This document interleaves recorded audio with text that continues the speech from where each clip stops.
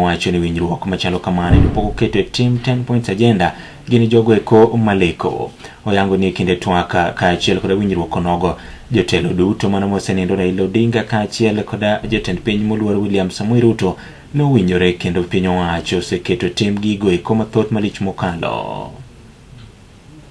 Tarehe 10 March mwaka jana katika ukumbi wa KICC,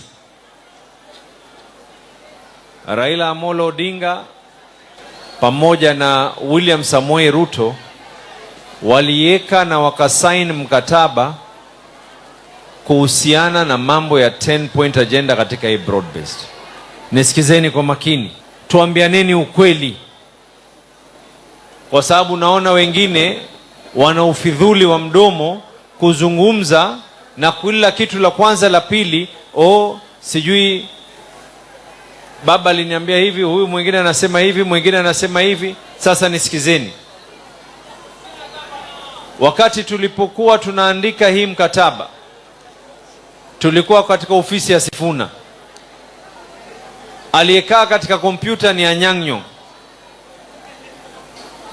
Gladys Wanga, Sifuna, Abdulswamad Sharif Nasir. Baba anatuambia pandeni juu kwa ofisi ya Sifuna mukamalize hiyo document. Sasa mimi nauliza swali moja, kwa sababu ni mambo mingi ambayo kwamba tuliyaweka. Baada ya kuwekwa ile sahihi, sisi kama ODM tukachagua kamati ya kuangalia hii 10 point agenda itaenda namna gani. Kamati yenyewe mwenyekiti wake yule ambaye kwamba alichaguliwa na Raila Amolo Odinga, Agnes Nzani, mwanamke wa hapa kwetu Pwani. Wakaambiwa angalieni hii kitu vile inahitajika.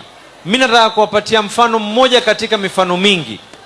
Tulisema hatupeaneni mikono ikiwa watu wetu walioumia hawatoweza kupatiwa fidia yao. Niwaulize swali, mahakama, kuna mmoja alienda kotini akasema kwa ile kamati iliyochaguliwa kuangalia mambo ya fidia haifai. Mahakama nao ikaenda ikatupilia mbali ya kwa hawawezi hii kamati kuangalia mambo haya.